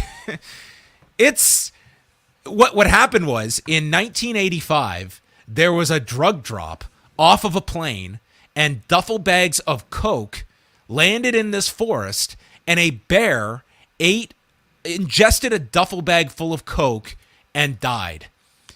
Obviously, this did not lead to a coke-fueled bear just eating people in this mountain region, this Blood Mountain.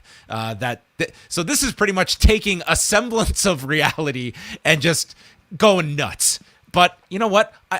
I'm not sitting down for a documentary here, so I don't care at all. That's why this movie was made, to see what would have happened if this bear survived. It was like, what could have happened had this bear not died? So the movie, some of the highlights. Number one, the runtime. Number two, Kerry Russell, who you would know from The Americans and a million things. Felicity, yes. The fact that they landed Kerry Russell for this, she plays the heroine, which obvious pun in this kind of a setting, and she plays it so straight. Like, it is just, you needed her character in this. And so the basic premise is Kerry Russell has a daughter that is skipping school with her friend. These are like 10-year-olds, and they go off to this mountain range, and they stumble upon this coke. And you've got these drug dealers that are also going to this mountain range to find the duffel bags, because the main drug dealer, Ray Liotta, in his final film before he died, this is his last role, needs to recover this cocaine, or else there's going to be bad people coming for him. So you set the tone immediately with this couple that is out there in the woods, and this bear is seen off into the distance ramming its head into a tree, and then comes and just mutilates this woman, and you are left with her severed leg. But as violent as this might sound, this is so much closer to Evil Dead than it is to graphic violence. Like, dude, I howled at so many times during this movie. It had some great scenes, many surrounding the bear. How full was the theater? Oh, dude, it was fairly empty. To be fair, I went to an earlier showing on Saturday. This was like a 5:30 showing. It was, I would imagine a late night showing, it would have been a way more animated. Yeah.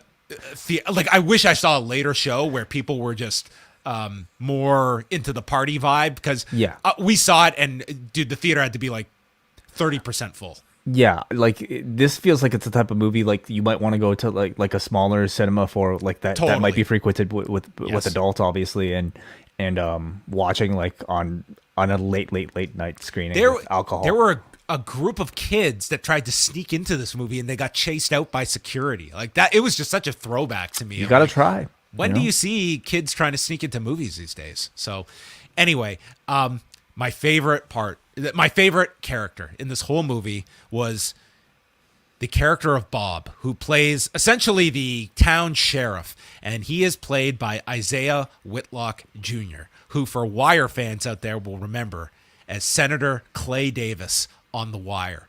This man, he might have been representing the law, but he was guilty of stealing every scene that he was in this film. Dude, this guy was so awesome. There is a scene at the gazebo. I won't go into all of the details, but it's the funniest scene in the whole film, and he was fantastic. Just the best. That's about it. It's a stupid movie, but it never takes itself seriously, and there are enough funny moments that get you it's 90 minutes, and I really enjoyed it. It was a fun movie to watch in a theater. I don't think I would enjoy this as much if I was sitting at home watching this. I think this is a movie you want to see in a theater, and that was sort of my impetus to see this. I wanted to see this with my friends that are kind of into the same stupid stuff I am, and it was the experience of going and being in a theater with other people just laughing at just a stupid violent film for an hour and a half. Every theater or every movie production company is after an idea like that, an idea that can not be, for a film that can't be replicated by a Netflix or something that, you can watch and stream at home or download illegally at home, something that you have to pay to be in a theater, an experience that you have to pay to have with your friends, maybe late at night or maybe, I don't know, during a matinee or something. And, I hear that this was very successful over the weekend. It did over $28 million worldwide. So they've almost reached their budget of like what it costs. Like, this was only a $30 million movie or so. There are 16 people cast in this movie. That is it. There are no background extras. There are 16 people total in this whole film. And okay, Elizabeth Banks was the Elizabeth director. Banks produced and directed this. So I don't think this is going to get her any kind of nod award wise. But I would say if you're into just like a fun, it's not a just a joke title and it doesn't have substance to it. There's plenty of substance abuse in this and some wacky violence as well. And so popular way that the Asylum, who are the studio that made Sharknado, today have announced that this summer they will release, and I don't think this is a joke, Attack of the Meth Gator. Right. Okay. So that's where we're at now. We're just kind of putting and that's where I draw the line too. I was like, I enjoyed this, but I'm not going to watch the knockoffs after this either. So there you have it. I recommend it. I would certainly. It got me back to the movie theater. So that was. And how was that? How was just simply going back to the theater? I enjoyed it a lot. It was interesting because while we were waiting for the film to start, to your point that you were just making, there were several ads where it's just subtly talking about the enjoyment of seeing a movie on the big screen. Like you could see like a real push to get people back to movie theaters just in the ads that we were sitting through at the beginning. But I loved going back. I mean, it was not so much a not being comfortable going back. It was more so just scheduling wise, trying to get out to a movie. So I was glad I got to on the weekend. I think I just missed you at the theater, John, because I saw I saw your ticket stub, and like we had just gotten back when you posted your photo of the ticket stub from the same theater. Oh, so you went to the same theater? Yeah, we live in a similar neighborhood. So yeah. You're right. Oh, you should have stuck around. You could have come and seen it. I could have snuck in. I could have joined the little kids. You could have just walked in. It was a pretty empty theater. You would have been fine. So there, that was a lot of fun. I think you sold a few people in our chat to see Cocaine Bear over Ant-Man, which suffered a huge drop second week. So I have the box office results from this week, courtesy of Rotten Tomatoes. Ant-Man and the Wasp was still number one at 32.2 million. But Cocaine Bear right behind at 23.1 million. Oh, okay. I saw another one that said 28, but there you go, 23, and then Jesus Revolution. I heard about this film, but I don't know too much about it. But the bigger story is, Ant-Man and the Wasp with the second week drop of a pretty significant amount, for a Marvel film. And I mean, it should not be rivaling Cocaine Bear like 2 weeks in, so huge win for Cocaine Bear. Look at Avatar just squeezing every last drop out of their release. They're going to get every last million. Are you planning another trip to the movies anytime soon? So my friends want to go see John Wick 4 in March. I enjoy the John Wick films. Apparently this one, though, is almost 3 hours. So what's your cutoff? Like, evidently 90 is your sweet spot. Okay. 90 would be amazing if every film could be so judicious with their time. Like 2 hours. Once you're going above 2 hours, I better really want to see this movie. Okay. My next trip will probably be for Creed 3, and not because of the Raw product placement tonight. Yeah, they were pushing it hard. Yeah, I would like to see Creed 3 at some point. Yeah. Maybe I'll and then what? It's like, there's a lot coming out. It's like Guardians, Fast, There's a Scream movie coming out. They're up to 6 now. Okay, yes. Into the Spider-Verse. There's the Super Mario Brothers movie. It looks really good. The animated one, not the live action, but yeah. Well, the movies are back. They're back. And you know what also is back? April 1st and 2nd, the WrestleMania watch party that is being presented by Poison Rana's Braden Harrington and Davey Portman. It is going down 2 nights at Gabby's in Toronto at 309 King Street West, as the two of them will be hosting watch parties for both nights of WrestleMania. Tickets available starting at $11 at poisonrana.ca. They will be doing trivia, drink specials with some of Davey's finest, and handing out prizes. And boy, you don't want to throw your back out on trivia. You want to be ready for what prizes might be up for grabs at Gabby's over WrestleMania weekend. So we will remind people over the next month, a great spot to go to catch WrestleMania both nights in Toronto. Will they be serving a liquid sky or white lightning? Oh, maybe they can do some shots of some. No, never mind. I'm just gonna slam the brakes on that. I don't have. We'll leave it to Davey to come up with the drink. He's good with the names. Really He's very good with the names. Yeah. Also, we have our WrestleMania schedule up. John Pollock hard at work, and along with John Cena now, helping us update a lot of the WrestleMania week schedule and offerings. Especially if you're going down there in LA, if you want just a one page source of all the shows that you could possibly be going to, or even if you're watching at home and if you're digging around to see what you can watch on Fight Plus or elsewhere streaming that weekend, go to postwrestling.com/mania. It is up right now on our site. Yes, it is not 100% complete yet, but I think the majority of stuff is all up there, but we'll still be adding to it over the next couple of days. If there's something missing, email John at postwrestling.com yes. and get your show added to our list. Yes. All right, that's going to wrap things up. Thanks to everyone for tuning in. Big week here at postwrestling.com. We will be back Tuesday night with Rewind Away number 126 as Way is off to watch WWF UK Rampage 1992, hosted by Gorilla Monsoon and Bobby Heenan. And then we will chat with you on Wednesday night after Dynamite. So that is it for us, and thank you for tuning in for our reviews of Quantumania and Cocaine